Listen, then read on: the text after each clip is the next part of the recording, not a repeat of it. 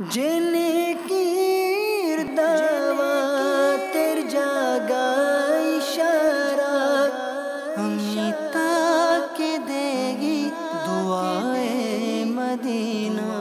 अऊज़ु बिल्लाहि मिनश शैतानिर रजीम। बिस्मिल्लाहिर रहमानिर रहीम। तबारकल्लज़ी बियदिहिल मुल्क वहुव अला कुल्लि शैइन क़दीर। الذي خلق الموت والحياة ليبلوكم أيكم أحسن عملا وهو العزيز الغفور. الذي خلق 7 سماوات طباقا ما ترى في خلق الرحمن من تفاوت فارجع البصر هل ترى من فطور ثم ارجع البصر كرتين ينقلب إليك البصر خاسئا وهو حسير. ولقد زينا السماء الدنيا بمصابيح وجعلناها رجوما للشياطين وأعتدنا لهم عذاب السعير. وللذين كفروا بربهم عذاب جهنم وبئس المصير. إذا ألقوا فيها سمعوا لها شهيقا وهي تفور تكاد تميز من الغيظ كلما ألقي فيها فوج سألهم خزنتها ألم يأتكم نذير. قالوا بلى قد جاءنا نذير فكذبنا وقلنا ما نزل الله من شيء إن أنتم إلا في ضلال كبير. وقالوا لو كنا نسمع أو نعقل ما كنا في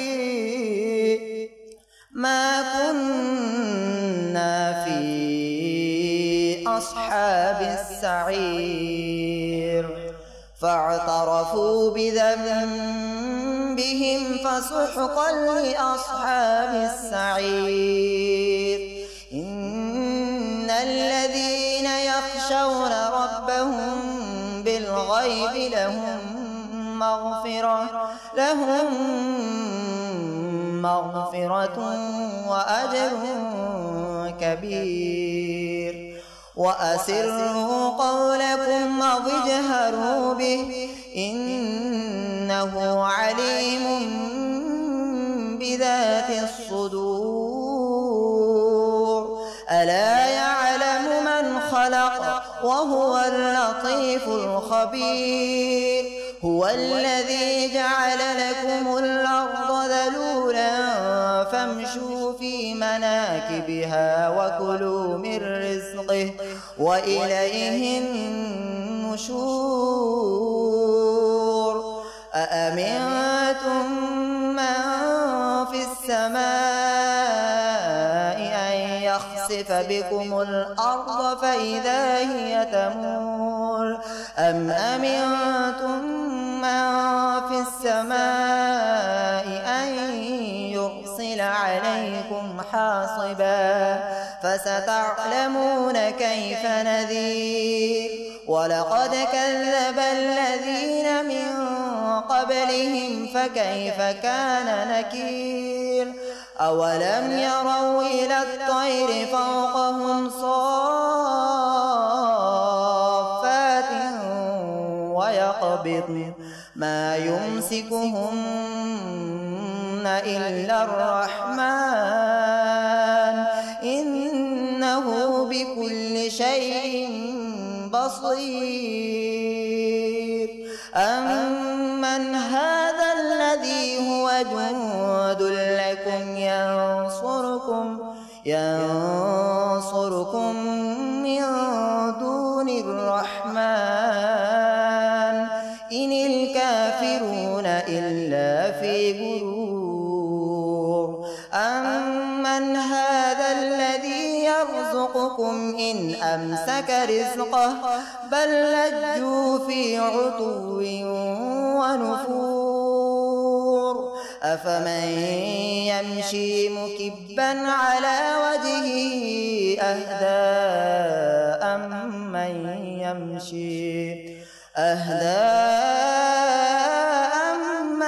يمشي سويا على صراط مستقيم قل هو الذي أنشأكم وجعل لكم السمع والأبصار والأفئدة قليلا ما تشكرون قل هو الذي ذرأكم في الأرض وإليه تحشرون ويقولون متى هذا الوعد إن كنتم صادقين قل إنما العلم عند الله وإنما أنا نذير مبين فلما رأوه زلفة سيئت وجوه الذين كفروا وقيل هذا الذي كنتم به تدعون قل أرأيتم إن أهلكني الله ومن معي أو رحمنا فمن يجير الكافرين من عذاب أليم قل هو الرحمن آمنا به وعليه توكلنا فستعلمون من هو في ضلال مبين قل أرأيتم إن أصبح ماؤكم غورا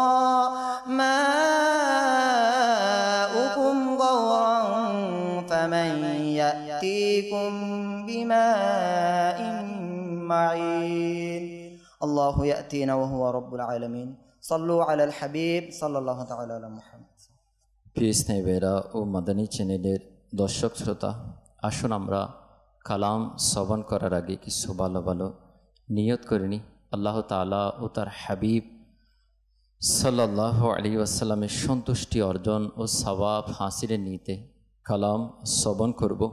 আমিও নিয়ত করতেছি আল্লাহ তাআলা ও তার হাবিব সাল্লাল্লাহু আলাইহি ওয়াসাল্লামের সন্তুষ্টি অর্জন ও সওয়াব হাসিলের নিয়তে কালাম পাঠ করব ইনশাআল্লাহ। সবাই মিলেমিশে পাঠ করার চেষ্টা করব ইনশাআল্লাহ। সাল্লি আলা রাসূলিনা সাল্লি আলা মুহাম্মাদিন সাল্লি আলা হাবিবিনা সাল্লি আলা মুহাম্মাদিন আমি মদিনাতে যাব আজি नहीं तो कल যাব प्यारे आका আমায় ডাকবে আজি नहीं तो कल যাব सल्ले अला रसूलिना सल्ले अला मुहम्मद सल्ले अला हबीबिना सल्ले अला मुहम्मदीन।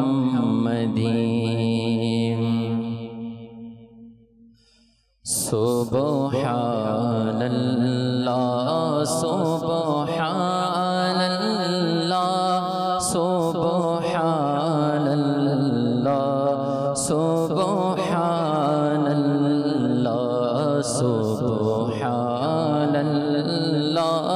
सुब्हानल्लाह सुब्हानल्लाह सुब्हानल्लाह। তুমি সর্বপ্রথম এলে সর্বশেষে, তুমি নূরে খোদা এলে মানবেশে। তুমি সর্বপ্রথম এলে সর্বশেষে, তুমি নূরে খোদা এলে মানবেশে। তোমার নেই তুলনা ইয়া রাসূলুল্লাহ ইয়া হাবিবাল্লাহ। তোমার নেই তুলনা ইয়া রাসূলুল্লাহ। সুবহানাল্লাহ সুবহানাল্লাহ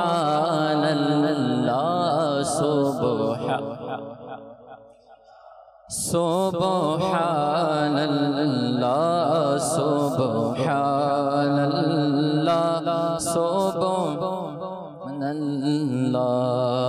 এলো যত নবী এলো যত রাসূল, কেউ হয়নি ববে আজ তব সমতুল। এলো যত নবী এলো যত রাসূল, কেউ হয়নি ববে আজ তব সমতুল।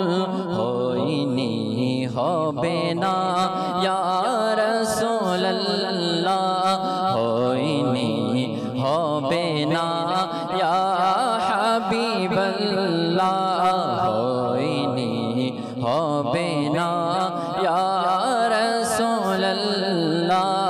সুবহানাল্লাহ সুবহানাল্লাহ সুবহানাল্লাহ সুবহানাল্লাহ। যা হয়েছে ববে যা সামনে হবে ইয়া রাসূলুল্লাহ।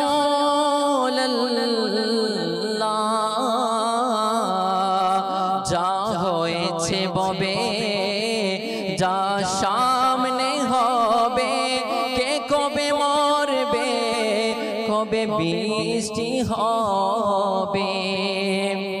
যা হয়েছে ববে যা সামনে হবে, কে কবে মরবে কবে বৃষ্টি হবে। তোমার সবই জানা ইয়া রাসূলুল্লাহ, তোমার সবই জানা ইয়া রাসূলুল্লাহ। সুবহানাল্লাহ সুবহানাল্লাহ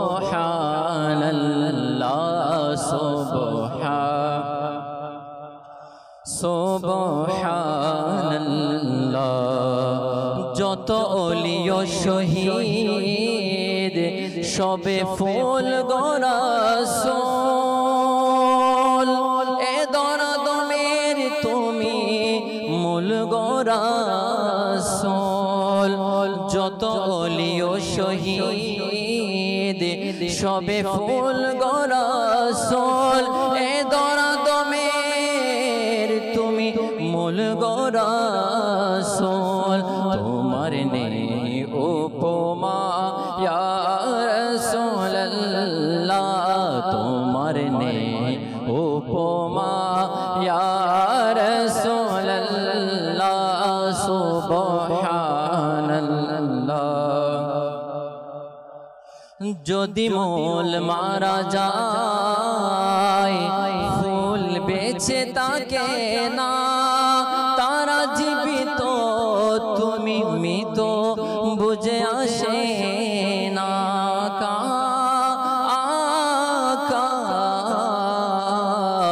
যদি মূল মারা যায় ফুল বেছে তাকে না, তারা জীবিত মৃত বুঝে আসে না। তোমায় মৃত মানি না ইয়া রাসূলুল্লাহ, তোমায় মৃত মানি না ইয়া রাসূলুল্লাহ। সুবহানাল্লাহ সুবহানাল্লাহ সুবহানাল্লাহ। যত সাহাবী ছিলেন তারা সবে তারকা, নবী জীবিত আজও ছিল তাদের আকীদা। যত সাহাবী ছিলেন তারা সবে তারকা, নবী জীবিত আজও ছিল তাদের আকীদা। তারা বলতো সদা ইয়া রাসূলুল্লাহ ইয়া হাবিবাল্লাহ ইয়া রাসূলুল্লাহ ইয়া হাবিবাল্লাহ। তারা বলতো সদা ইয়া রাসূলুল্লাহ সুবহানাল্লাহ সুবহানাল্লাহ সুবহানাল্লাহ সুবহানাল্লাহ সুবহানাল্লাহ সুবহানাল্লাহ। সাল্লু আলাল হাবিব। আলহামদুলিল্লাহি রাব্বিল আলামিন ওয়াসসালাতু ওয়াসসালামু আলা খাতামান নাবিয়্যিন, আম্মা বা'দ, ফাআউযু বিল্লাহি মিনাশ শাইতানির রাজীম। বিসমিল্লাহির রহমানির রহিম। সবাই অত্যন্ত মহব্বত সহকারে দুরূদ শরীফ পাঠ করবেন। আসসালাতু ওয়াসসালামু আলাইকা ইয়া রাসূলাল্লাহ ওয়া আলা আলিকা ওয়া আসহাবিকা ইয়া হাবিবাল্লাহ। আসসালাতু ওয়াসসালামু আলাইকা ইয়া নবিয়াল্লাহ ওয়া আলা আলিকা ওয়া আসহাবিকা ইয়া নূরাল্লাহ।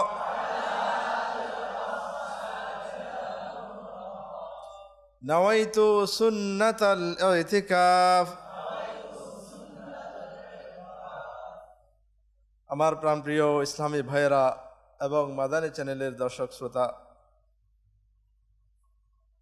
আমাদের যখনই মসজিদে আসার সৌভাগ্য নসিব হয়, মসজিদে প্রবেশ করার পর মনে করো যেন আমরা ইতিকাফের অর্থাৎ নফল ইতিকাফের নিয়ত করে নিই। কেননা এর দ্বারা এই উপকার হবে, এই ফায়দা হবে যে যতক্ষণ আমরা মসজিদে থাকবো আল্লাহ তাআলার ফেরেশতারা আমাদের আমল নামা ইতিকাফের সওয়াবগুলো লিখে দেবে। এবং সাধারণভাবে মসজিদে খাওয়া দাওয়াও জায়েজ হয়ে যাবে। ইতিকাফের নিয়ত শুধুমাত্র খাওয়া দাওয়ার জন্য বা ঘুমানোর জন্য যেন না হয়, বরং ইতিকাফের নিয়ত আমরা এই জন্য করবো যে আল্লাহ তাআলার সন্তুষ্টির জন্য। এটা কেন? মসজিদে এসে অনেক সময় আমাদের খাওয়া দাওয়ার প্রয়োজন হয়ে যায়, যেমন কোনো নিকাহ হলো, বিয়া হলো, বা কোনো একটা মিলাদ হলো, বা হারামাইন শরীফানে যখন যাওয়া হয় তখন জমজমের পানি, এটাও মসজিদে হারামের মধ্যে, মসজিদে নববী শরীফের মধ্যে। তো এখানে খানা পিনা পান করা এগুলো জায়েজ নাই। যদি আমাদের ইতিকাফের নিয়ত থাকে তাহলে যদি পান করা হয় বা খানা খাওয়া তাহলে কোনো গুনাহ হবে না। তবে এখানে বলছেন যে খাবার যাওয়ার জন্য অথবা ঘুমানোর জন্য যেন কি না হয়, ইতিকাফটা না হয়। ইতিকাফটা কি জন্য হবে? আল্লাহ তাআলার সন্তুষ্টির জন্য। ফতোয়া স্বামীর মধ্যে রয়েছে যদি কেউ মসজিদে খাওয়া দাওয়া বা ঘুমাতে চায় তবে ইতিকাফের নিয়ত যেন করেনে, কিছুক্ষণ আল্লাহ তাআলার জিকির করেনে, মানে ইতিকাফ নিয়ত করলো সাথে সাথে যেন খেতে বসে না যায়, সাথে সাথে ঘুমে না যায়, দুই একটা জিকির বা 12 বার দরুদ শরীফ পাঠ করে নিলাম বা একটা সূরা পাঠ করে নিলাম, তাহলে আমাদের ওই গুনাহ থেকে আমরা বেঁচে থাকতে পারবো এবং আল্লাহর ওয়াস্তে যে কাজটা সেই কাজটা আমাদের হয়ে যাবে। আল্লাহ তাআলা আমাদেরকে এই বিষয়টা সবসময় মনে রাখার এবং যখন এই মসজিদে আসি আমাদের যেন ইতিকাফের অভ্যাস আমাদের হয়ে যায়, আল্লাহ তাআলা আমাদেরকে সেই তৌফিক দান করুন। দরুদ শরীফের অগণিত ফজিলত বরকত দুনিয়া আখিরাতে রয়েছে। ফিরদৌসুল আখবার নামক কিতাবের মধ্যে একটি দরুদ শরীফের অত্যন্ত সুন্দর ফজিলত এখানে বর্ণিত রয়েছে। নবী করিম রউফুর রহিম সাল্লাল্লাহু তাআলা আলাইহি ওয়া আলিহি ওয়াসাল্লাম ইরশাদ করেন, ইয়া আইয়ুহান নাসু ইন্না জাকুম ইয়াউমাল কিয়ামাতি মিন আহওয়ালিহা ওয়া মাওয়াতিনহা আকতারুকুম আলাইয়া সালাতান ফি দারিদ দুনিয়া। আল্লাহর প্রিয় মাহবুব সাল্লাল্লাহু তাআলা আলাইহি ওয়াসাল্লাম ইরশাদ করেন, হে লোকেরা, নিঃসন্দেহে সে কিয়ামতের দিন, যেদিন কঠিন ময়দান হবে, কেউ কারো হবে না, সেই কিয়ামতের যে ভয়াবহ দিন হবে, সে ভয়াবহতা এবং যেখানে যে হিসাব নিকাশ না হবে, আমরা দুনিয়াতে যা করেছি প্রত্যেকটা কিছুর হিসাব দিতে হবে, সেই হিসাব নিকাশ থেকে তাড়াতাড়ি ওই ব্যক্তিটি মুক্তি পাবে যে তোমাদের মধ্যে দুনিয়াতে আমার উপর বেশি পরিমাণে দরুদ শরীফ পাঠ করেছে। দুনিয়ার মুসিবত, দুনিয়ার যে ভয়াবহতা, বিভিন্ন ধরনের যে আমাদের বিপদ আপদগুলো, সেগুলি কোনো কিছুই না আখিরাতের তুলনায়, কিয়ামত দিবসের তুলনায়। তো আল্লাহ তাআলা দুনিয়াতেও দরুদ শরীফের বরকত দান করেন, কিন্তু সে কিয়ামত, সেখানে তো আর আমল করে কোনো, এখানে আমরা যদি কোনো কিছু করে দোয়া করাই বা কোনো এরকম বাঁচার উপায় করি, ওখানে বাঁচার কোনো উপায় নেই। এই বাঁচার উপায়টা কোত্থেকে করতে হবে? এখান থেকেই করতে হবে। উত্তম একটা মাধ্যম আমাদের আকা ও মাওলা, গরিবের দরদি, উম্মতের দরদি নবী রসুল আরবি সাল্লাল্লাহু তাআলা আলাইহি ওয়াসাল্লাম আমাদেরকে এখান থেকে সুন্দর সহজ একটা পন্থা দিয়ে দিয়েছেন, সেটার নাম কি? দরুদ শরীফ। পড়ব তো ইনশাআল্লাহ। আল্লাহ তাআলা আমাদেরকে অধিক হারে দরুদ শরীফ পাঠ করার তৌফিক নসিব করুন। আমরা একবার মুহাব্বত সহকারে দরুদ শরীফ পাঠ করি। সাল্লু আলাল হাবিব সাল্লাল্লাহু তাআলা আলা মুহাম্মদ সাল্লাল্লাহু আলাইহি ওয়াসাল্লাম, সালাতু ওয়া সালামুন আলাইকা ইয়া রাসূলুল্লাহ। প্রিয় আকা সাল্লাল্লাহু তাআলা আলাইহি ওয়াসাল্লাম ইরশাদ করেন, আফদালুল আমালে আন-নিয়াতুস সাদিকা। সত্য নিয়ত হচ্ছে আমলের মধ্যে উত্তম একটা আমল। নিয়ত এটা কোথায় থাকে? হাত দিয়ে, মুখ দিয়ে, চোখ দিয়ে, পা দিয়ে, এটা অঙ্গ প্রত্যঙ্গ দিয়ে হয় না। এই নিয়তটা কোথায় থাকে? অন্তরে। এটা দেখা যায় না। আমি নামাজ পড়ছি, কেন পড়ছি? আল্লাহকে সন্তুষ্টির জন্য না মানুষকে দেখার জন্য? সেটা আমার অন্তর জানে, মানুষ জানে না। আমি হজ কি জন্য করছি, আমি যে কোনো কাজ করছি সেটা আমি কি জন্য করছি সেটা কে জানে? আমি জানি, আমার আল্লাহ জানে, আমার অন্তর জানে। সেই অন্তরের মধ্যে ভালো ভালো নিয়ত করা, ভালো ভালো খেয়াল করা, ভালো ভালো ইচ্ছা করা, এটা একটা ভালো আমল। এটা রাসূল পাক সাল্লাল্লাহু আলাইহি ওয়াসাল্লাম ইরশাদ করেছেন। এই জন্য যে কোনো ভালো কাজের পূর্বে ভালো ভালো নিয়ত করলে সওয়াবের মাত্রাও বেড়ে যায়। এই জন্য আমরা ভালো ভালো নিয়ত করে নিই, আমরা সবাই মিলে নিয়ত করি ইলমে দ্বীন অর্জন করার জন্য ইনশাআল্লাহ সম্পূর্ণ বয়ান শ্রবণ করব। ইলমে দ্বীন এটা একটা অত্যন্ত বড় ইবাদত, এটাকে তাজিম করা, এটা ইলম অর্জন করার জন্য অন্যতম একদম একটা মাধ্যম। তাই ইলমে দ্বীনের মজলিসে বসার আদব হচ্ছে দুজান হয়ে বসা। আমরা যতটুকু সম্ভব দুজান হয়ে বসার চেষ্টা করব। যদি অসুবিধা হয়, এটা ফরজ ওয়াজিব না, আদব। যত আদব বেশি বা আদব বা নসিব, যে তারা যত বেশি আদব করো তত বেশি পাবে। তা আদব সহকারে বসবো। বয়ান চলাকালীন বিভিন্ন উদাসীনতা, মোবাইল চেক করা, বিভিন্ন আজকে বয়ান লাইভ হচ্ছে, এটা কোথায় কোথায় হচ্ছে, তাদেরকে দাওয়াত আগে দিয়ে দিয়েছি, এখন আর দাওয়াত দেওয়া, এখন আমরা মনোযোগ দিয়ে শুনবো। যারা মাদানী চ্যানেল দর্শক আছেন তারাও মনোযোগ দিয়ে ইনশাআল্লাহ শুনুন, ইনশাআল্লাহ এর বরকত আমরা নিয়ত করে নিই। এবং নিজের সংশোধনের জন্য বয়ান শ্রবণ, এই জন্য যে আজকে যে বয়ান হচ্ছে তাকে অন্যজনের খেয়াল করবে সেটার জন্য, এটা আমারও মধ্যে যদি থাকে তাহলে এটা আমি সংশোধন হয়ে যাব এবং যা শুনবো ইনশাআল্লাহ অপরের নিকট পৌঁছিয়ে দেবো ইনশাআল্লাহ। আল্লাহ তাআলা আমাদেরকে আরও বেশি ভালো ভালো নিয়ত করার তৌফিক নসিব করুন। সাল্লু আলাল হাবিব সাল্লাল্লাহু তাআলা আলা মুহাম্মদ সাল্লাল্লাহু আলাইহি ওয়াসাল্লাম, সালাতু ওয়া সালামুন আলাইকা ইয়া রাসূলুল্লাহ। একজন বাদশা, আগেকার বাদশা যারা ছিলেন তারা বিভিন্ন শিকারের জন্য বের হতেন। সে বাদশা তার সাথীদের নিয়ে শিকার করার জন্য একটা জঙ্গলের উদ্দেশ্যে রওনা হলো। খুব সকালে ভোরে বের হচ্ছে, যখন তখন তো গাড়ি ছিল না, ঘোড়ায় করে যেত। যখন যাচ্ছে ঘোড়ার আওয়াজের শব্দ যখন সকালে, তখন আওয়াজ এত নেই, আওয়াজ যখন শুনতো যারা পথচারী ছিল, যারা পথের মধ্যে হেঁটে যাচ্ছিল, প্রজা যারা ছিল, তারা বাদশার যে সফরে বের হয়েছে যে আওয়াজ, ঘোড়ার আওয়াজগুলো শুনতো, সেটা রাস্তা থেকে সরে যেত। কেননা এটা এই জন্য করতো যে বাদশা যখন বের হতো তার চোখের সামনে কেউ পড়া, কোনো মানুষকে পড়া উনি এটাকে পছন্দ করতেন না, এটাকে অশুভ মনে করতেন। তো বাদশা খুব শান শওকত সহকারে সামনের দিকে এগিয়ে যাচ্ছে, কোনো মানুষ নাই, উনি খুশি যে আজকে আমার চোখের মধ্যে কাউকে পড়তেছে না। কিন্তু যখন ওই শহরের যে সীমানা প্রাচীর আছে সেখানে পৌঁছলো, সেখানে দেখলো যে একটা কানা লোক, অর্থাৎ এক চোখ নাই, এরকম একজন লোককে সেখানে দেখতে পেলেন। সে কি করছে, সে সরে যাচ্ছে না, সে আরো একদম বুক ফুলিয়ে বাদশার সামনে দিয়ে চলে যাচ্ছিল। এটা দেখে বাদশা তো এমনি এটা পছন্দ করে না, তাও ভালো লোক না, একজনকে এক চোখওয়ালা লোক, এটা চোখের সামনে যখন বললো যে আমি তো, সে কি জানে না যে আমার সামনে কোনো মানুষ এটা পড়া, এটা আমি পছন্দ করি না। সে তো ভয়ে কোথাও পালিয়ে যাচ্ছে না, বরঞ্চ বুক ফুলিয়ে সে যাচ্ছে। তাই এটা দুর্ভাগা, আজকে আমার সফরটাই ব্যাঘাত ঘটবে, আমার সফরের মধ্যে আজকে অমঙ্গল হবে, আজকে অশুভ সফর হবে।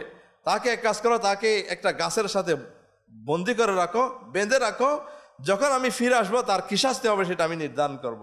সিপাহী যারা ছিল, পুলিশ যারা ছিল, তারা সবাই একটা গাছের সাথে তাকে রশি দিয়ে বেঁধে রাখলো। এবং বাদশা কোথায়, জঙ্গলের দিকে বের হয়ে গেল। যেতে যেতে যে কাজের জন্য গিয়েছে সেখানে গিয়ে শিকার করতে লাগলো। এবং শিকারটা সেদিন এমন হলো যে অন্য কোনো সময় এরকম শিকার করতে পারেন না, যে যখন যেটা শিকার করে সেটা নিশানা লেগে যাচ্ছে, সেটা মিস হচ্ছে না। যেটার দিকে শিকার করছে অত্যন্ত, পুরা সফরের মধ্যে পুরা দিন যে উদ্দেশ্যে শিকারের জন্য গিয়েছিল, ভালো ভালো শিকার করলো, ভালো পশু, ভালো পাখি, এগুলি শিকার করে পুরা তার যে গাড়ি ছিল বা যে বাহন ছিল, বাহন ভর্তি করে খুব আনন্দ উপভোগ করছিল। আজকে আমার সফরটা খুব ভালো হলো, আজকে যেটার জন্য বের শিকারটা ভালোই হলো। এবং সেটা শেষে, শিকার শেষে যখন ফিরে আসছে তারা অনেক খুশি, যারা সাথী ছিল তারাও খুশি, যারা সিপাহী ছিল সবাই খুশি, সবাই বাদশার প্রশংসা করতেছে, বাদশা সালামত, আজকে আপনার সফরটা খুব উত্তম হয়েছে, কোনো নিশানা কি মিস হয় নাই, যেটাই টার্গেট করেছেন সেটা টার্গেট আপনি পেয়েছেন। এবং আজকে সবগুলো দেখাচ্ছে এবং খুশি খুশি আসছে। এবং যখন ওই শহরের মধ্যে ঢুকবে, ওই লোকটিকে দেখলো। কোন লোকটি? যে লোকটি পথে পড়েছিল এক চোখওয়ালা, সে তখনও বাঁধা অবস্থায় ছিল। বাদশাকে যখন দেখলো, ওই লোকটি চিৎকার দিয়ে বলল, বাদশা সালামত, কেমন আছেন? আমি অশুভ না আপনি অশুভ? বাদশাকে বলতেছে। কে? ওই লোকটি এক চোখওয়ালা, যে আপনি আমাকে বেঁধে রেখেছেন গাছের সাথে, আমি কি অশুভ নাকি আপনি অশুভ? একথা বাদশাহকে স্পর্ধার সাথে বলছে। সিপাহীরা তলোয়ার নিয়ে তাকে মারার জন্য গেছে। বাদশাহ বললেন, থামো। ওর কোনো ভয় নাই। সে বলল যে, বাদশা সালামত, আপনি কেমন আছেন? আপনি জবাব দেন আমার, আমি অশুভ না আপনি অশুভ? আজকে সকালে আপনি আমাকে দেখেছেন, আমাকে দেখে আপনি শিকারের জন্য বের হয়েছেন, আপনার আজকে শিকার ভরপুর, আপনার কোনো শিকার মিস হয় নাই, আজকে আপনি আপনার সবটা আনন্দময় হয়েছে, আমাকে দেখে আপনার শুভ হয়েছে। কিন্তু আমি আপনাকে দেখে আমার অশুভ পরিণত হয়েছে। আজকে পুরো দিন আমাকে এখানে বেঁধে আমি রোদের মধ্যে আজকে কষ্ট পেয়েছি। এই জন্য প্রশ্ন করছি, আমি অশুভ নাকি আপনি অশুভ? কারণ আপনি তো আমাকে দেখে সন্দেহ করেছিলেন যে এই লোকটাকে দেখেছি, আজকে আমার সফরটাই অমঙ্গল হবে। আমাদের মধ্যে হয় না কোনো এরকম কিছু লোক আছে আমাদের সমাজে, যাদেরকে দেখলে আমরা মনে করি যে আজকে আমাদের সব কিছু কি, আজকে সব বরবাদ।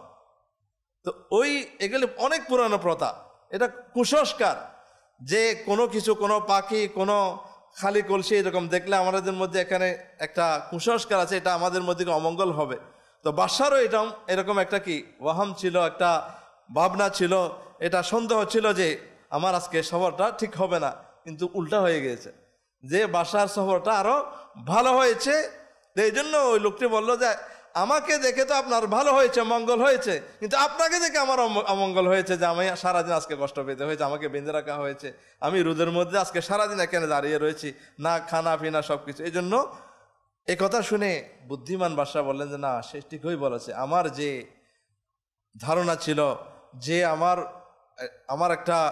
আমাদের একটা প্রথা চলে আসে, সেটা ভুল, আমি ভুল করেছি, এবং তাকে কি দেওয়া হলো, এটার কারণে লজ্জিত হলো, এবং তাকে অত্যন্ত পুরস্কার এবং সম্মান সহকারে লোকটিকে বিদায় দেওয়া হলো। আমার প্রাণপ্রিয় ইসলামী ভাইয়েরা এবং মাদানী চ্যানেলের দর্শক শ্রোতা, আজকের এই বিষয়টা, এই মাস, পবিত্র মাস সফরুল মুজাফফর মাস, এই মাসটা নিয়েও অনেক কুসংস্কার, কুপ্রথা আমাদের মধ্যে চালু রয়েছে, এবং এই ধরনের অনেকগুলো কুসংস্কার আমাদের মধ্যে রয়েছে যেগুলি ইসলাম অনুমতি দেয় না। এটা মুসলমানদের স্বভাব হতে পারে না। যেগুলি অমুসলিমদের প্রথা, যেগুলি আমাদের মুসলিম বিরোধী প্রথা, এই প্রথাগুলো আমাদের মধ্যে ঢুকে পড়েছে, যেগুলো আমাদের অজান্তে, নামাজি ব্যক্তি হোক, সে হাজি হোক, গাজী হোক, সবাই এই ধারণা ছোটকাল দেখে, মা বাবা দাদা দাদি থেকে দেখে আসতে আসতে এগুলো আমাদের মনের মধ্যে বদ্ধমূল হয়ে আছে। আজকে মাদানী চ্যানেলের মাধ্যমে, সাপ্তাহিক ইজতেমার মাধ্যমে পুরা দুনিয়াবাসীকে এই জিনিস থেকে, যেগুলি ইসলাম পরিপন্থী বিষয়, যেগুলি আমাদের বিশ্বাসের মধ্যে, যেগুলি দূর করার জন্য আজকের বয়ানের বিষয় এটা নেওয়া হয়েছে, যে এসব অশুভ প্রথা যেগুলো আছে, যে কুসংস্কারগুলো আমাদের সমাজের মধ্যে আছে, যেগুলি ইসলাম অনুমোদন দেয় না, আল্লাহ এবং রসুলের অনুমোদন নেই, যেগুলি আল্লাহ এবং রসুল অপছন্দ করে, এই প্রথাগুলো আমাদের মধ্যে থাকবে কেন, এই সম্পর্কে আমরা জানি এবং এগুলি থেকে আমরা নিজেকে বিরত রাখি। যে আমরা শুনলাম যে সন্দেহ প্রবণ হওয়া বাদশা, যে ওই লোকটিকে দেখলো, এই লোকের ঘটনা থেকে যে তাকে অশুভ মনে করেছে, কিন্তু উল্টা হয়েছে, বাদশার শুভ হয়েছে, ওই লোকটার অশুভ হয়েছে। কিন্তু অশুভ হওয়া এটা নয়, এটা একটা ওনাকে শিক্ষা দেওয়ার জন্য বলা হয়েছে, যে এটা কোনো লোককে দেখলে, কোনো এরকম কিছু দেখলে কারো কোনো অশুভ পরিণতি হয় না, এটা ইসলামের মধ্যে নেই। যে ইসলামের মধ্যে কি আছে, শুভ ফল নেওয়া, কোনো একটা জিনিস নিয়ে, যে কোনো একটা নেককার লোককে দেখলাম, আজকে আমার কাজটা শুভ হবে, এটা নেওয়া জায়েজ আছে, এটা ভালো। কোনো একটা ভালো দিক দিন, আমি কোনো একটা কাজ করলাম, সেখানে কাউকে দেখলাম কোরআন তেলাওয়াত করতেছে, তো আমি মনে করি যে আমার কাজটা আজকে ভালো হবে, এটা নেওয়াটা ভালো। কিন্তু এরকম না যে আমার সামনে যে কোনো একটা জন্তু চলে গিয়েছে, বিড়াল চলে গিয়েছে, আজকে আমার সব কাজের মধ্যে কেউ পরিণতি ভালো হবে না, এটা নেওয়া অমঙ্গল, এই ধরনের ধারণা নেওয়া, এটা ইসলামের মধ্যে নিষিদ্ধ। ভালোটা নিতে পারবে, যেটা মন্দ সেটা নিতে পারবে না। আল্লাহ তাআলা আমাদেরকে এই জিনিস থেকে বাঁচার তৌফিক দান করুক। আজকে এই পবিত্র মাস, এটা অত্যন্ত বরকতময় মাস। এই মাসের মধ্যে ইসলামের মধ্যে যে অনেক এমন বিষয় যেগুলি ঈমান আকীদাকে বরবাদ করেছিল, সমাজের মধ্যে এমন বিষয় বিভিন্নভাবে ঢুকে পড়েছে যেগুলিকে দূর করেছে এমন একজন ব্যক্তিত্ব, যাদেরকে ইসলামের পরিভাষায় মুজাদ্দিদ বলা হয়। অর্থাৎ মুজাদ্দিদ যারা দ্বীনের মধ্যে বিভিন্ন ধরনের এমন বিষয় প্রবেশ করে যেগুলি ইসলামের পরিপন্থী, এগুলিকে দূর করার জন্য প্রতি 100 বছরের মধ্যে একজন এমন ব্যক্তিকে আল্লাহ তাআলা প্রেরণ করেন, যাদের মাধ্যমে ওই কুসংস্কারগুলো, ওই কুপ্রথাগুলো, ওই ইসলাম পরিপন্থী বিষয়গুলিকে উনি দূর করেন।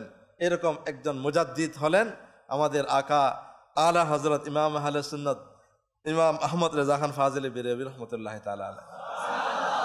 ওনার ওরসে মোবারক এই মাসে 25শে সফর। তো আজকে এই বিষয়ে ওনার কাছে জানা একটা বিষয় প্রশ্ন করা হলো, ওই প্রশ্ন থেকে আমরা আজকের এই বিষয়টা আরও ক্লিয়ার হবে। ওনার কাছে কেউ এসে সওয়াল করলো, প্রশ্ন করলো, যেহেতু উনি মুফতি সাহেব ছিলেন, ওনার কাছে পৃথিবীর বিভিন্ন প্রান্ত থেকে প্রশ্ন আসতো, উনি এগুলির উত্তর কোরআন হাদিস মোতাবেক উত্তর দিতেন। ওনার কাছে প্রশ্ন করা হলো একটা লোক সম্পর্কে, যে তার ব্যাপারে এটা প্রসিদ্ধ রয়েছে যে যদি সকালে ওই লোককে কেউ চেহারা যদি কেউ দেখে নেই, বা কোনো যাওয়ার সময় যদি সামনে পড়ে যায়, তবে অবশ্যই কিছু না কিছু অমঙ্গল হয়ে যায়, অসুবিধা হয়ে যায়, এবং তার কাজটা পরিপূর্ণ হয় না, এবং এই কাজটা অনেকবার সংগঠিত হয়েছে। এবং যতই নিশ্চিতভাবে কাজটি হয়ে যাওয়ার প্রতি বিশ্বাস বা ভরসা হোক না কেন, কিন্তু মানুষের ধারণা হলো যে কিছু না কিছু সমস্যা প্রতিবন্ধ অবশ্যই এই লোকটিকে দেখার কারণে হবে। সুতরাং ওই লোকদের তাদের মনোভাব অনুযায়ী প্রতিবারই তাদের যে এক্সপিরিয়েন্স হয়েছে যে তাকে দেখলে আমাদের অমঙ্গল হয়, এটার কারণে তারা কি করে, তারা এই বিষয়টিকে খুবই মনে রাখে, এবং যাওয়ার সময় যদি তার সামনে পড়ে যায়, তারা সামনের দিকে যায় না, তারা আবার ঘরে ফিরে যায়, এবং কিছুক্ষণ পর যখন জানে যে লোকটা চলে গেছে, তখন আবার ঘর থেকে বের হয়।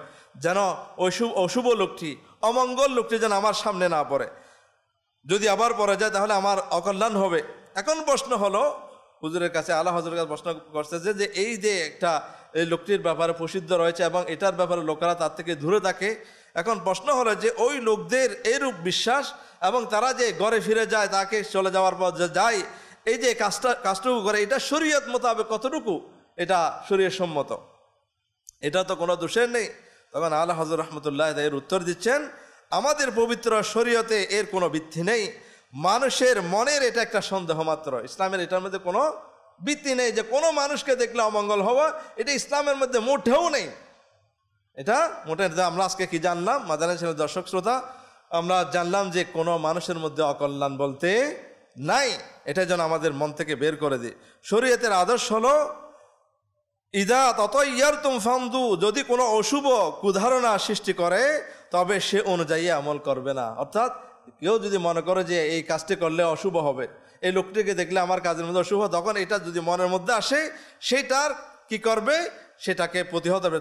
মনের মধ্যে আসলে করবো না, তখন এটা করে নেবে, জোর জবরদস্তি করে নেবে, যে কি হয় এটা করবে। এটার উত্তর হচ্ছে সেটার প্রতিকার হচ্ছে সেটা। আর এটা হচ্ছে একটা অমুসলিমদের পথা, হিন্দুয়ানি পদ্ধতি। এই অবস্থায় মুসলমানদের উচিত একটা দোয়া, এই দোয়াটা পড়ে নেয়। দোয়াটা হচ্ছে আল্লাহুম্মা লা তায়রা ইল্লা তায়রাক ওয়ালা খায়রা ইল্লা খায়রাক ওয়ালা ইলাহা গায়রুক। এই দোয়াটা যেন পড়ে নেয় যে কোনো সময় যদি এরকম কোনো অশুভ বিষয় যদি মনের মধ্যে আসে যে আমার অমঙ্গল হবে, এটা হলো ওইটা হলো, এই পাখি দেখলাম, বিড়াল দেখলাম, কুকুর ডাকলো, এই ধরনের যদি কোনো ধরনের অশুভ ধারণা আমাদের মনের মধ্যে আসে, তখন যেন এই দোয়াটা আমরা পড়ে নিই। আমার প্রাণপ্রিয় ইসলামী ভাইরা এবং মাদানী চ্যানেলের দর্শক শ্রোতা, আমাদের দ্বীন ইসলাম সন্দেহ করা, মানুষের ব্যাপারে বিভিন্ন ধরনের মনোভাব, খারাপ মনোভাব, নেগেটিভ চিন্তাধারা এগুলো আনা, এটা নিষেধ করেছেন। এবং অশুভ যে কুসংস্কারগুলো আছে সেগুলো থেকে আমাদেরকে কঠোরভাবে এগুলো আমাদেরকে নিষেধ করে দেওয়া হয়েছে। এখন আমাদের জানতে হবে এই সংস্কারগুলো, প্রথাগুলো, এগুলি কাকে বলে। প্রথা মানে কোনো একটা ইঙ্গিত বহন করা।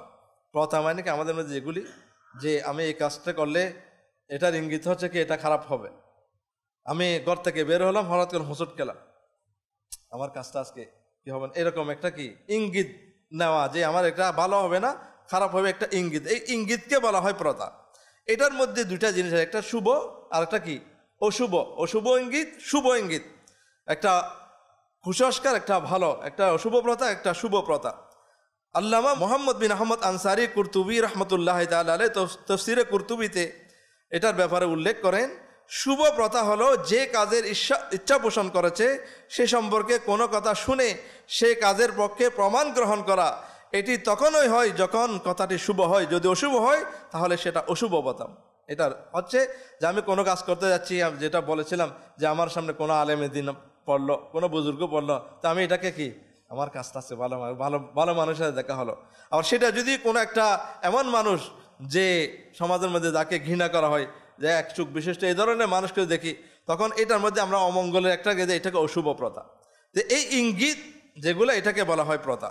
আমার প্রাণপ্রিয় ইসলামী ভাইয়েরা, অশুভ প্রথা তথা কুসংস্কার এবং শুভ প্রথা মাঝে যে পার্থক্য সেটা এরকম যে উভয়ের মাঝে যে মৌলিক পার্থক্য হলো অশুভ প্রথা তথা কুসংস্কার গ্রহণ করা শরীয়তে নিষেধ রয়েছে। অশুভ প্রথা যেটা কুমঙ্গল, যে এই জিনিস করলে আমার অমঙ্গল হবে, এই জিনিসটা গ্রহণ করাটাকে ইসলাম কি করেছে, নিষেধ করেছে। আর শুভ প্রথা যেটা, যে আমার কোনো আলেমে দিনের সাথে সম্পর্ক হলো, এটা ভালো, এটা নেয়া ভালো, মঙ্গলের ইঙ্গিত, এটা নেয়াকে মোস্তাহাব করা হয়েছে। তো পার্থক্য কি, একটা নিষেধ আর একটা জায়েজ এবং মোস্তাহাব। এছাড়া শুভ প্রথা গ্রহণ করাতে আল্লাহ তাআলার দয়া ও অনুগ্রহে মঙ্গল ও কল্যাণের আশা সৃষ্টি হয়। কোন একটা শুভ নিলে আল্লাহ তাআলার প্রতি দয়া, আমার আল্লাহর দয়া হবে, এটা কাজের মধ্যে কি সহায় হয়। আর অশুভ প্রথা নিলে যে কাজটা আমি করতে সেটার মধ্যে আল্লাহ তাআলার প্রতি নৈরাশ্য হয়ে যায়, এটা আমার হবে না, আল্লাহ তাআলার রহমত আজকে আসবে না, এরকম আল্লাহ তাআলার রহমতের প্রতি নৈরাশ্য সৃষ্টি হয়, যেটা করা উচিত নয়। শুভ প্রথা দ্বারা মনের প্রশান্তি এবং আনন্দ অর্জিত হয়, যা সকল কাজে পরিশ্রম সমাপ্তির জন্য অবশ্য কোনো একটা কাজ করতে যদি মনের মধ্যে আনন্দ না থাকে, তৃপ্তি না থাকে, আপনি যে কোনো কাজে করেন না কেন, সেটা যদি আপনার প্রশান্ত মন নিয়ে ভালো খুশি মনে না করেন, সেটা করার মধ্যে আপনি আগাইতে পারবেন না, দুর্বল হয়ে যাবেন। শুভ প্রথা নিলে এটার মধ্যে আপনি কাজের মধ্যে শক্তি বল পাবেন। আর যদি অশুভ প্রথা নেন, কোনো কুসংস্কারকে গ্রহণ করেন, তাহলে সেটাতে আপনার যেতে চাইলেও করতে পারবে না, হাত দিয়ে আসবে না, কাজ করতে দুর্বলতা এসে যাবে। তো কোনটা নিব আমরা? শুভ প্রথা। অশুভ প্রথাকে প্রত্যাখ্যান করবো, এগুলিকে আমরা গ্রহণ করব না। শুভ প্রথা মানুষের সফলতার দিকে নিয়ে যায়, আর অশুভ প্রথা তথা কুসংস্কার হতাশা ও অলসতা সৃষ্টি করে, যা অবনীতির একটি লক্ষণ। মিরাতুল মানাজি অর্থাৎ মিশকাত শরীফের সারা ব্যাখ্যা গ্রন্থ মিরাতুল মানাজির মধ্যে রয়েছে শুভ প্রথা গ্রহণ করা সুন্নাত, এতে আল্লাহ তাআলার পক্ষ থেকে আশার সঞ্চার হয়। আর অশুভ প্রথা তথা কুসংস্কার গ্রহণ করা এটা নিষেধ, এতে আল্লাহ পাকের প্রতি নিরাশার সঞ্চার হয়। আশা করা উত্তম, নিরাশা মন্দ। সর্বদা আল্লাহ তাআলার উপর ভরসা রাখা, আশা রাখা যে আল্লাহ আমার কাজের মধ্যে সহায় হবে। আল্লাহ তাআলার রহমত থেকে কখনো নৈরাশ হওয়া এটা গুনাহ। আল্লাহ তাআলার রহমত, যে কোনো বিপদ আসুক, যে কোনো কাজের মধ্যে আল্লাহ তাআলার রহমতের উপর ভরসা করতে হবে। আমি গুনাহগার, আল্লাহ আমাকে মাফ করবেন না, আমি অনেক গুনাহ করেছি, মাফ করবেন, এটা বলাটা নিষেধ। বরঞ্চ করতে হবে আল্লাহ তুমি, আমি তওবা করছি, আমার তওবাকে কবুল করো। আল্লাহ তোমার রহমত থেকে আমি কখনো নৈরাশ হব না, তোমার দরবারে কখনো যাব না। এইটাই আমাদের রাখা উচিত, যে আল্লাহ তাআলার রহমত থেকে নৈরাশ হওয়া এটা একটা কবিরা গুনাহ। আল্লাহ তাআলা আমাদেরকে আল্লাহ তাআলার রহমতের উপর ভরসা করার তৌফিক নসিব করুক।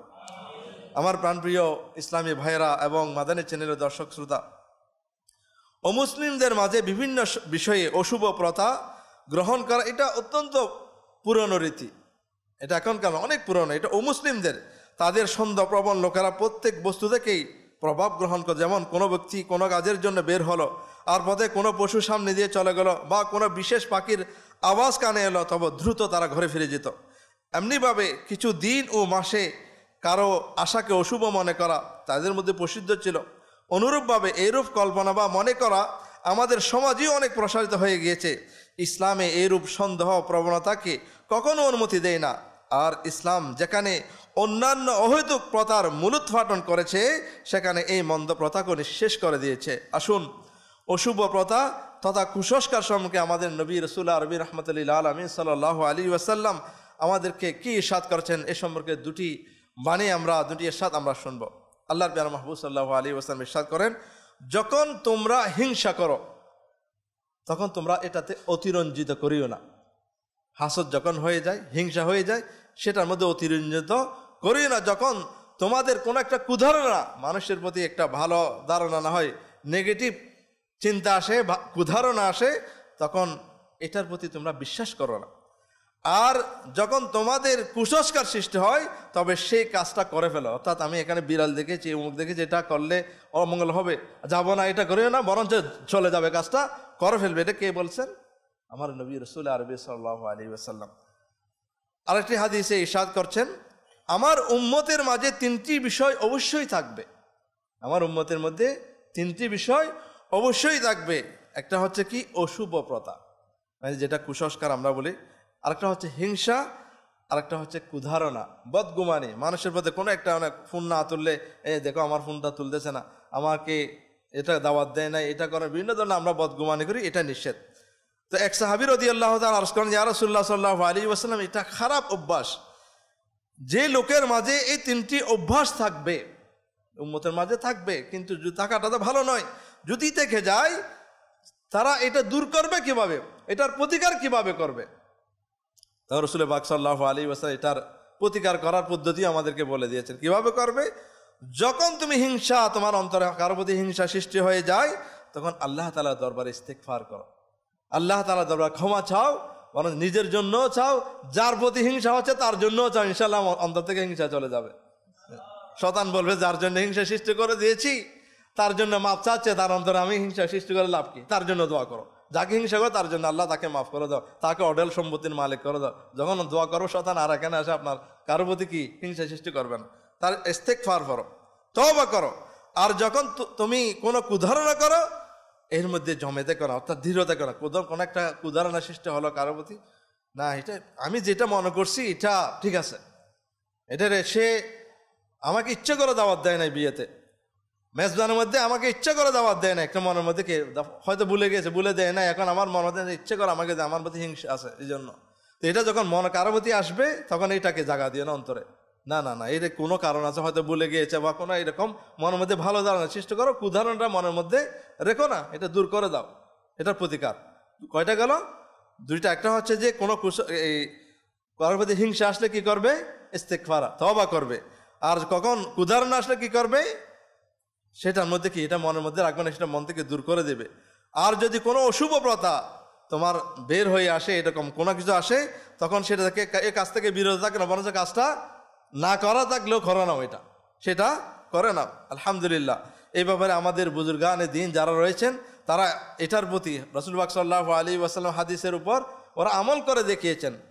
তাদের যাদেরকে আল্লাহ তাআলা নেয়ামত দিয়েছেন, যাদের পথে চললে আমরা হেদায়েত পাবো, যাদের পথে চললে আমরা সিরাতুল মুস্তাকিম পাবো, তাদের আমলগুলো আমাদের জানা দরকার। যে যারা আল্লাহ এবং রসুলের হাদিস তো আমরা শুনছি, কিন্তু তারা কিভাবে আমল করেছে এগুলো যদি আমরা জানি, তাহলে আমরা হিদিনাস সিরাতাল মুস্তাকিম সিরাতাল্লাযীনা আনআমতা আলাইহিম যারা আছে তাদের পথে আমরা থাকতে পারবো। এই জন্য তাদের জীবনী সম্পর্কে জানা আমাদের অবশ্যই দরকার। এখানে আজকের বয়ানের মধ্যে এরকম একটি ঘটনা, কার ব্যাপারে, যিনি ভেলায়েতের সম্রাট আমিরুল মুমিনিন মাওলা মুশকিল কুশা হযরত আলীউল মুরতদা কাররামাল্লাহু তাআলা ওয়াজহুল করিমের একটি ঘটনা এখানে পেশ করা হচ্ছে। যখন উনি খারেজিদের বিরুদ্ধে যুদ্ধ করার জন্য, সফর করার জন্য ইচ্ছা পোষণ করলেন, তখন একজন জ্যোতিষী আসলো। জ্যোতিষী বুঝেন, যারা তারা দেখে বিভিন্ন ধরনের গণনা করে আর কি, এই তারা করলে এই কাজ হবে, তারা বিভিন্ন ধরনের তারা বলে থাকে আজ এই মাসের মধ্যে এটা হবে। এই যে জ্যোতিষীর কথা মানা ইসলামের মধ্যে যায়, ওই জ্যোতিষী প্রতিবন্ধক হয়ে গেল। তিনি বললেন যে হে আমিরুল মুমিনিন, আপনি যুদ্ধের জন্য তশরিফ নিয়ে যাবেন না। বলে কেন, কি হয়েছে? সে বলল, এখন চাঁদ পৃথিবীর কক্ষপথ সমূহের মধ্যে এমন একটি কক্ষপথে রয়েছে, যদি আপনি এই সময় যান, উনি জ্যোতিষী জ্ঞানের মাধ্যমে বলতেছে, এখন যদি আপনি যান তাহলে আপনি পরাজিত হয়ে ফিরে আসবেন। এটা কি অশুভ প্রথা, এটা কি অশুভ প্রথা, কুসংস্কার, যে এটা করলে। তো আলী রাদিয়াল্লাহু তাআলা কি জবাব দিলেন? তিনি বললেন যে নবী করিম রউফুর রহিম সাল্লাল্লাহু তাআলা আলাইহি ওয়াসাল্লাম এবং হযরত সিদ্দিক আকবর এবং ওমর রাদিয়াল্লাহু তাআলা আনহুমা জ্যোতিষীদের কোনো কথার উপর বিশ্বাস রাখতেন না। আল্লাহ রসুল রাখতেন না, এবং সাইয়েদনা সিদ্দিক আকবর, ফারুক আজম ওনারা রাখতেন না। আমি আল্লাহ তাআলার উপর ভরসা করে তোমার কথাকে মিথ্যা প্রমাণিত করার জন্য আমি অবশ্যই সফরে বের হব। এবং উনি কথা না শুনে বের হয়ে গেলেন, সফরের জন্য বের হলেন। আল্লাহ তাআলা কি করলেন? হুজুর পাক সাল্লাল্লাহু তাআলা আলাইহি ওয়াসাল্লামের দুনিয়া থেকে, হায়াতে জাহিরি থেকে বিদায় নেওয়ার পর এইরকম বরকত আর কোনো সফরের মধ্যে হয় নাই। কি হলো? সব শত্রু যারা যুদ্ধে গিয়েছিলেন, সব শত্রু মৃত্যুবরণ করলো। আমিরুল মুমিনিন হযরত আলীউল মুরতদা কাররামাল্লাহু তাআলা ওয়াজহুল করিম বিজয় অর্জন করে আনন্দের চিত্তে ফিরে এসেছেন। তাহলে কি করেছেন? অশুভ প্রথাকে প্রত্যাখ্যান করে উনি গিয়েছেন। এখানে অমঙ্গল হয়েছে না অমঙ্গল হয়েছে? তাহলে আমাদের কি করা দরকার? এরকম কোনো প্রথা যদি আমাদের সামনে কোনো বুড়াবুড়ি, কোনো বৃদ্ধ লোক বা সমাজের মধ্যে যদি চলে আসে, আমরা কি এগুলি মানবো না প্রত্যাখ্যান করব? এগুলো প্রত্যাখ্যান করবো, এগুলি আমরা মানবো না, এগুলি ইসলামের মধ্যে নেই। এগুলি পুরানা প্রথা অমুসলিমদের থেকে আমাদের উপর প্রবেশ করেছে। এটাকে প্রত্যাখ্যান করা আমাদের মুসলমানদের দাবি। এটা একটা বড় আমল, গুনাহ থেকে বাঁচা একটা বড় আমল। আল্লাহ তাআলা আমাদেরকে এই গুনাহ থেকে বাঁচার তৌফিক নসিব করুক। আমিরুল মুমিনিন হযরত ওমর বিন আব্দুল আজিজ, যিনাকে খোলাফায়ে রাশিদিনে অনেকে অন্তর্ভুক্ত করেছেন, যিনি মাত্র 2.5 বছরের মধ্যে পুরা দুনিয়ার মধ্যে অনেক জায়গার মধ্যে উনি অনেক কিছু প্রতিষ্ঠা করেছেন, ন্যায় নীতির প্রতিষ্ঠা করেছেন। ওনাকেও মুজাদ্দিদ, প্রথম মুজাদ্দিদ বলা হয়। ওনার গোলাম মুজাহিম উনি বর্ণনা করেন, আমরা যখন পবিত্র মদিনা শরীফ থেকে বের হলাম, তখন আমি দেখলাম যে চাঁদ দাবারা নতা, চাঁদের একটি তিথির, চাঁদের কোথাও কোথাও যে একটু বিভিন্ন নাম আছে, যে চাঁদ এই জায়গায়, এই জায়গাটার নাম এটা, ওই জায়গাটার নাম ওইটা। উনি বললেন যে চাঁদ দারাবান অর্থাৎ চাঁদের একটি তিথির নাম। এই সময় চাঁদ সপ্তর্ষি মণ্ডলী ও মিথুনের মাঝামাঝি অবস্থান করে। এগুলি তাদের জ্যোতিষীদের বিভিন্ন বাক্য আর কি। তো আরবে গণকদের একটা প্রসিদ্ধ ছিল, চাঁদের এইরূপ অবস্থা এটা অশুভ হয়ে থাকে, অমঙ্গল হয়ে থাকে, এটা তাদের কুসংস্কার ছিল। মুজাহিম সেটিকে দেখলেন, যখন দেখলেন তখন ওমর বিন আব্দুল আজিজ আমিরুল মুমিনিন ওনাকে কিভাবে বলবেন, উনি একটা কৌশল অবলম্বন করলেন। বললেন যে এটা বললে হয়তো উনি রাগ করবেন। উনি বললেন যে দেখেন তো একটু চাঁদের দিকে, দেখুন চাঁদটা কত সুন্দর, কত বিউটিফুল, কত সুন্দর। মানে উনি জিনিসটাকে এভাবে বলতে চাচ্ছেন যাতে অশুভ এটা না বলে, চাঁদের দিকে একটু দেখেন। তো ওমর বিন আব্দুল আজিজ উনি অনেক জ্ঞানী ছিলেন। উনি বললেন তুমি আমাকে বিউটিফুল দেখাচ্ছ না, তুমি আমাকে দেখাচ্ছ যে চাঁদ এখন দাবারানে রয়েছে, যে তুমি সম্ভবত আমাকে একথা বুঝাতে চাচ্ছ যে আমি যদি এখন মানে কাজটি করি তাহলে কি হবে, অশুভ হবে, এটা আমাকে বোঝাতে চাচ্ছ। এই যদি ইঙ্গিত বোঝাতে চাচ্ছ, আমি চাঁদ সূর্যের উপর ভরসা করি না, আমি একমাত্র আল্লাহ তাআলার নির্দেশ এবং আল্লাহ তাআলার উপর ভরসা করে আল্লাহর ইচ্ছায় বের হই। আমরা কি মুসলমান চাঁদ সূর্য অন্য কিছুর ভরসা করি? আমাদের ভরসা কার উপর? আল্লাহর উপর তাওয়াক্কুল। এটা আমাদের মনে মধ্যে যেন আসে। আমার প্রাণপ্রিয় ইসলামী ভাইয়েরা এবং মাদানী চ্যানেলের দর্শক শ্রোতা, মনে রাখবেন, কোনো সময় বরকতময়, মহত্বপূর্ণ, ফজিলতপূর্ণ হতে পারে। কোনো সময় এটা বরকতময় হতে পারে, ফজিলত হতে পারে, কিন্তু কোনো সময় কোনো মাস কখনো অশুভ হতে পারে না। যেমন রমজান মাস, এটা বরকতময় না? রবিউল আউয়াল মাস সামনে আসতেছে, সুবহানাল্লাহ। আমরা সবাই জান্নাত লাগাবো তো? মাদানী চ্যানেলের দর্শক শ্রোতা এবং যারা এখানে আমরা উপস্থিত হয়েছি, আমরা নিয়ত করে নিই, সামনে আমার নবীর আগমনে মাস আসবে। সেই মাসের আগমনে শয়তান নারাজ, আর যারা আশিকে রাসূল তারা কি খুশি, পুরা দুনিয়া খুশি। তো খুশিটা উদযাপন করলে আমার বিয়ে শাদিতে খুশি কিভাবে উদযাপন করি? সাজা করি না? ঘরটাকে সাজাবো, বিয়েতে সাজাতে পারলে আমার নবীর আগমনে সাজাবো না? কয়েকটা বাতি লাগা হলো, কয়েকটা আলহামদুলিল্লাহ মাকতাবাতুল মদিনা মাদানী ঝান্ডা, যে মাদানী পতাকা, এগুলি এখানে দিবে, আপনার ঘরে দোকানে যেখানে আছে এখানে লাগাবো, যাতে মানুষ দেখতে পায় যে আমার নবীর আগমনে যে 1400 বছর গত হয়ে গেছে, এখনো কিভাবে ভালোবাসতেছে। এটা যেন অমুসলিমরাও দেখে যেন তারা বলতে পারে যে না, ইসলাম তাদের নবীকে কিভাবে মুসলমানরা ভালোবাসে, এটা যেন আমরা প্রকাশ করে দেখাতে পারি। তো রবিউল আউয়াল মাস, এটা অত্যন্ত বরকতময় মাস। জুমার দিন, এটা অত্যন্ত বরকতময় দিন। এবং কোনো দিন এমন নাই যে দিনের মধ্যে কোনো কাজ করলে সেটা অশুভ হবে। কোনো মাস, যেমন অনেকে বলে সফর মাস এসেছে, এটা বালা মুসিবত আসার মাস, এখানে বিয়ে শাদী করিও না। দোকান গেলে বলে গেলে আসে আসি মাসটা যাক, রবিউল আউয়াল মাসে এটা উদ্বোধন করে না, এরকম অনেকেই করে। এটা ইসলামী নিষেধ রয়েছে, এটা ইসলামী নিষেধ। প্রসিদ্ধ মুফাসসির হাকিমুল উম্মত মুফতি আহমদ ইয়ার খান রহমতুল্লাহ তাআলা বলেন, ইসলামে কোনো দিন বা কোনো মুহূর্ত অশুভ নয়। হ্যাঁ, কিছু কিছু দিন এমন রয়েছে যেটার মধ্যে আল্লাহ তাআলা বরকত নাজিল করেন, এটা বরকতময় হয়ে থাকে। আলহামদুলিল্লাহ, সফরুল মুজাফফর মাস, যেটাকে আমরা অনেকেই এটাকে অশুভ মনে করি, এই বিয়ে শাদী করি না, অনেকে শুভ কাজ করে না, এই মাসের মধ্যে কি কি শুভ কাজ হয়েছে একটু শুনেন। এই মাস এমন একটা বরকতময় মাস, এই মাসের মধ্যে এমন একজন মহামনীষী, এমন একজন বেলায়েতের সম্রাট, এমন একজন খলিফাতুল মুসলিম, খোলাফায়ে রাশেদানের অন্যতম, এবং নবী করিম সাল্লাল্লাহু তাআলা আলাইহি ওয়াসাল্লাম কলিজার টুকরা নাতি ইমাম হাসান হুসাইন রাদিয়াল্লাহু তাআলা আনহুমার আব্বাজান হযরত আলীউল মুরতাদা এবং মা ফাতেমাতুজ জাহরা রাদিয়াল্লাহু তাআলা আনহার বিয়ে হয়েছিল সফর মাসে। যদি তাদের বিয়ে হতে পারে, আমরা কি বিয়ে বন্ধ রাখবো? না, এটা অশুভ, এটা করবো না। সফরুল মুজাফফর মাসে মুসলমানদের অনেক বড় একটা যুদ্ধ হয়েছিল, খাইবারের যুদ্ধে। এই সফর মাসের মধ্যে সেটা বিজয় হয়েছে। তো সুতরাং এটা শুভ না অশুভ? শুভ। সাইফুল্লাহ হযরত খালিদ বিন ওয়ালিদ, হযরত আমর বিন আস, হযরত ওসমান বিন তালহা সফরুল মুজাফফরের 8 তারিখে প্রিয় নবী সাল্লাল্লাহু আলাইহি ওয়াসাল্লামের দরবারে উপস্থিত হয়ে ইসলাম ধর্ম গ্রহণ করেন। অনেক জলিল কথা সব, এটা সফর মাসে এরা কি ইসলাম ধর্ম গ্রহণ করেছে। মাদাইন, যেখানে কিসরার মহল ছিল, এর বিজয় 16 হিজরির সফরুল মুজাফফর মাসেই সেটা বিজয় হয়েছিল। সুতরাং এই সফর মাসকে কি আমরা অশুভ মনে করব? সফর মাস সবকিছু করা যাবে তো? কোনো মাস, কোনো দিন কি নয়, অশুভ নয়। এটা আমরা আজকে থেকে মন থেকে কি করে দিব? দূর করে দিব। কোনো অশুভ, কোনো অমঙ্গল, কোনো মানুষ, কোনো পাখি, কোনো সময়, কোনো জিনিস ইসলামের মধ্যে অমঙ্গলের ইঙ্গিত বহন করে না। হ্যাঁ, আমরা ভালো কোনো জিনিস দেখলে সেটা ভালো নিয়ে আল্লাহর উপর বর্ষার আনন্দে সেটা করতে থাকবো ইনশাআল্লাহ। আমার প্রাণপ্রিয় ইসলামী ভাইরা, এটার একমাত্র কারণ হচ্ছে আমাদের দ্বীনি পরিবেশের সাথে আমাদের সম্পৃক্ততা নেই, দ্বীনি জ্ঞান অর্জন করার আমাদের মন মানসিকতা নেই। তো আলহামদুলিল্লাহ, আমরা এই সফরুল মুজাফফর মাস আমাদের মাঝে এসেছে। দাওয়াত ইসলামীর সাপ্তাহিক সুন্নত বারা ইজতেমায় আপনারা এসেছেন। দাওয়াত ইসলাম শুধু ইজতেমা করে না, দাওয়াত ইসলামীর অনেকগুলো কাজ রয়েছে। সবচেয়ে সমাজকে পরিবর্তনশীল কাজের মধ্যে, যেটা সমাজকে আজকে বিশ্বের 200টি কান্ট্রিতে দাওয়াত ইসলামী অনেক মানুষকে গুনার থেকে ফিরিয়ে এনেছেন, অনেক অমুসলিম ইসলামের ছায়াতলে এসেছে, অনেক এমন মানুষ যারা অপরাধ এমন ছিল যাদেরকে দিলে মানুষ ভয় পেত, তারা মসজিদের ইমাম হয়েছে। যারা জেলের মধ্যে ছিল, জেল থেকে বের হয়ে মসজিদের ইমাম হয়ে গিয়েছে, মুবাল্লিগ হয়ে গিয়েছে, কি কাজের মাধ্যমে? এর অন্যতম একটা বুনিয়াদি মৌলিক কাজ হচ্ছে দাওয়াত ইসলামীর যে কাজ দিয়ে পরিবর্তন, সেটা হচ্ছে 12 দিনই কাজ। সমাজের মধ্যে পরিবর্তন 12টা কাজ দিয়েছেন। এই 12 দিনটা অনেকগুলো, 12টির মধ্যে আজকে একটির কথা বলবো, সেটা হচ্ছে ছুটির দিনের এতেকাফ।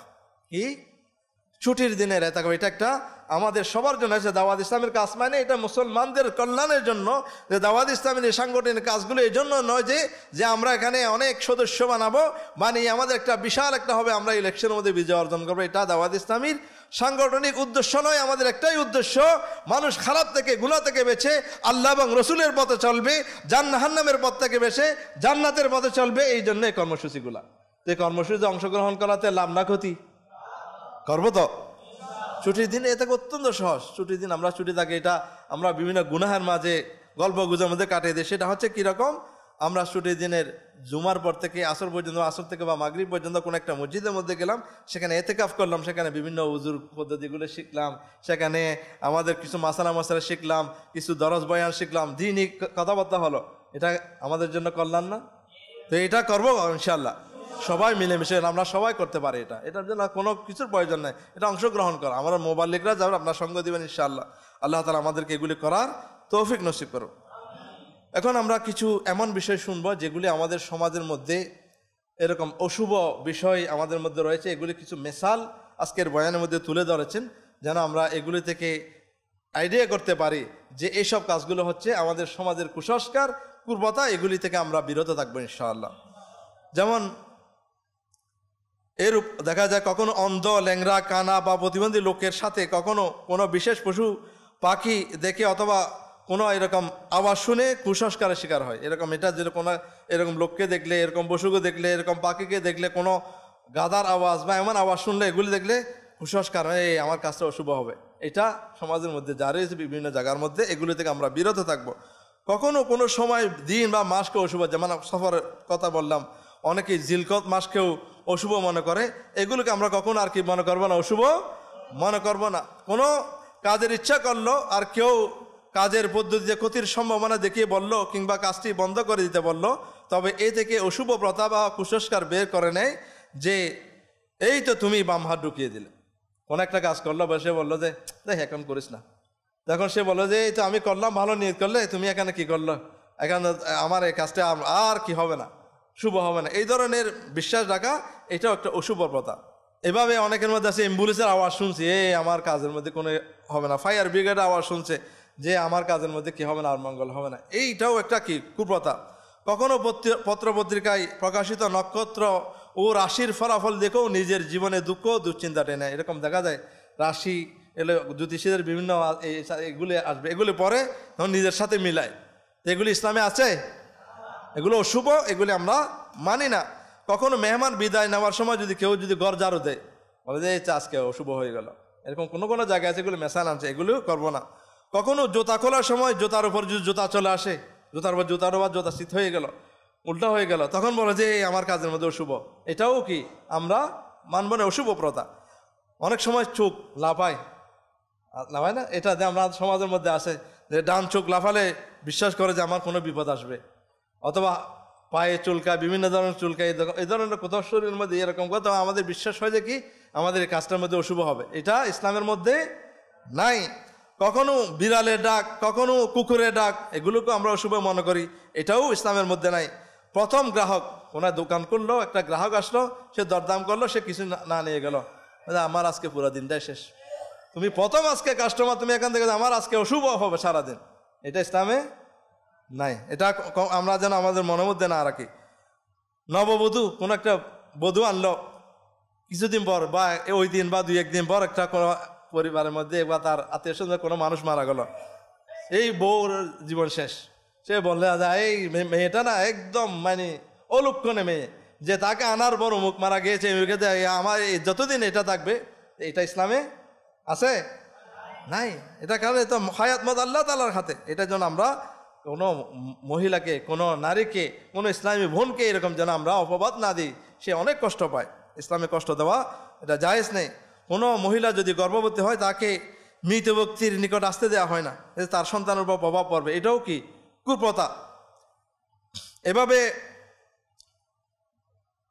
যুবতী অবস্থায় বিধবা হয়ে যাওয়া, মহিলাদেরকেও অপমাননা করা। আমাকে যুবতী বিয়ে হলো 2-4 বছর হলো, সে কি হয়ে গেল, তার স্বামী মারা গেল, এবং তাকে কেউ বিয়ে করতে চায় না। সমাজ তাকে কি বলে, অপয়াতে ও লক্ষণে, তার দ্বারা কোনো, তাকে কেউ বিয়ে করতে চায় না। এটাও ইসলামের মধ্যে নিষেধ রয়েছে।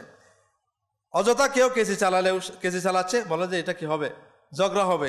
আরেকজনের চিরুনি ব্যবহার করলো, বলে যে এই যে আমার শেষ করলে তোমার সাথে আমার ঝগড়া হয়ে যাবে। এই ধরনের বিশ্বাস ইসলামের মধ্যে নাই। অনুরূপভাবে খালি পাত্র চামচ যদি দুটা ছেদে লাগে, বলতে আজকে শেষ, এটা তো অশুভ একটা জিনিস, এটাও ইসলামের মধ্যে নেই। যখন মেঘে বিদ্যুৎ চমকাতে থাকে, যদি তখন বড় সন্তানটি বাইরে আসে, তখন মনে করা হয় যে তার উপর বিদ্যুৎ পতিত হবে। এই ধরনের বিশ্বাস রাখা, এটাও কি ইসলামের মধ্যে নাই। বাচ্চার দাঁত যদি উল্টো উঠে, তবে মামাদের নিকট সেই সন্তান বোঝাস্বরূপ মনে হয়। এই উল্টো যদি উঠে, তবে মামারা মনে করে যে এই আমার ভাগিনাটাকে অলক্ষণে। এই ধরনের বিশ্বাস রাখে ইসলামের খেলাফ। ছোট শিশু যদি কারো পায়ের নিচ দিয়ে চলে আসে, অনেক সব ছোটো ছেলে কি এদিকে চলে যায়, এটাকেও অনেকে কি বলে, অশুভ মনে করে, যে তার দৈহিক গরম ছোটোখাটো রয়ে যাবে, সে তার পিছন দিয়ে চলে গেছে, মাঝখান দিয়ে চলে গেছে, এটা অশুভ, সে আর বড় হবে না। এই ধরনের বিশ্বাস, এটা ইসলামের পরিপন্থী। মাগরিবের পরে দরজার পাশে বসা উচিত নয়, কেননা বিপদ আপদ চলাচল করতে থাকে।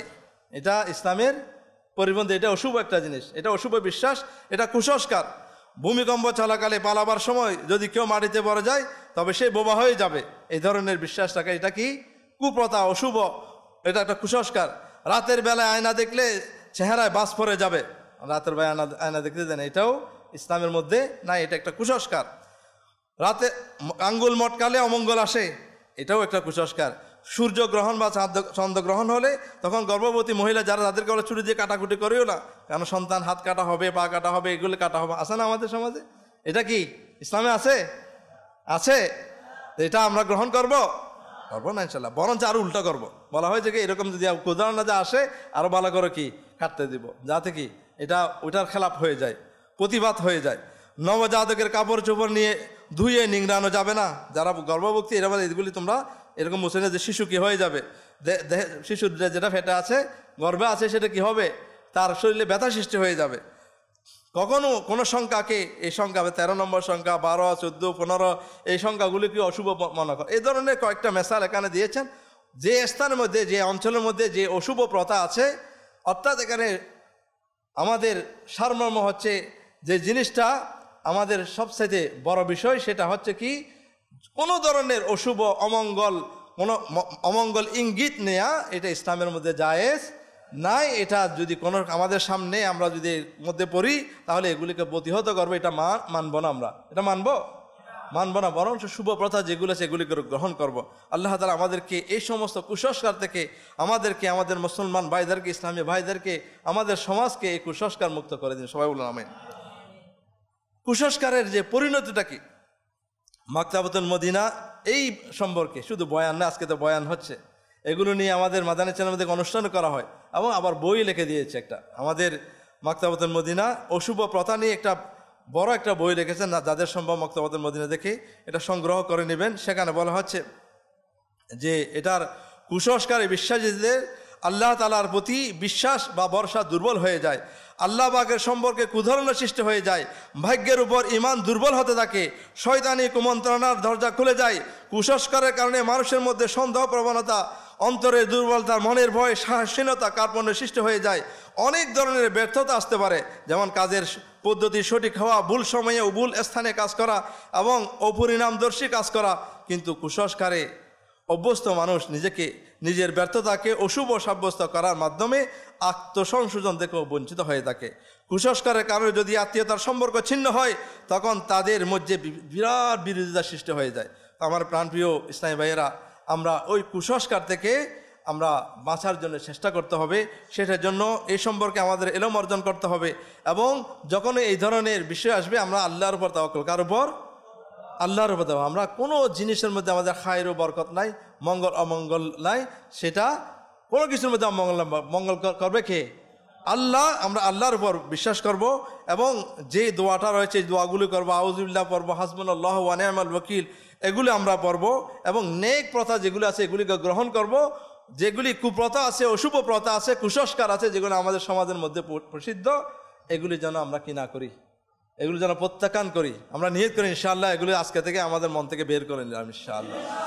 আমরা শুভ প্রথাকে গ্রহণ করব, অশুভ প্রথা যেগুলো আছে সেগুলি থেকে আমরা বিরত থাকবো। আল্লাহ তাআলা আমাদেরকে এটার উপর আমল করা তৌফিক নসিব করুন।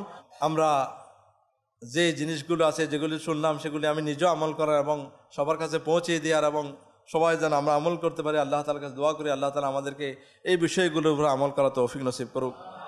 আমরা ইনশাআল্লাহ আজ্জা ওয়া জাল দাওয়াত ইসলামীর মাদানী এই সাপ্তাহিক ইজতেমায় এসেছি। এই ইজতেমার মধ্যে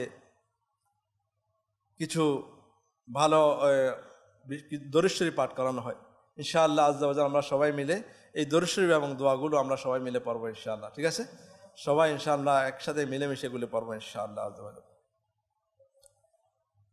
বুজুর্গরা বলেছেন যে ব্যক্তি প্রত্যেক জুমার রাতে, বৃহস্পতি দিবাগত রাত এই দরুদ শরীফ নিয়মিতভাবে কমপক্ষে একবার পাঠ করবে, মৃত্যুর সময় রাসূল পাক সাল্লাল্লাহু তাআলা আলাইহি ওয়াসাল্লামের জিয়ারত লাভ করবে এবং কবরে প্রবেশ করার সময় এটাও দেখবে যে প্রিয় নবী সাল্লাল্লাহু তাআলা আলাইহি ওয়াসাল্লাম আপন রহমতপূর্ণ হাতে তাকে কবরের মধ্যে রাখছেন।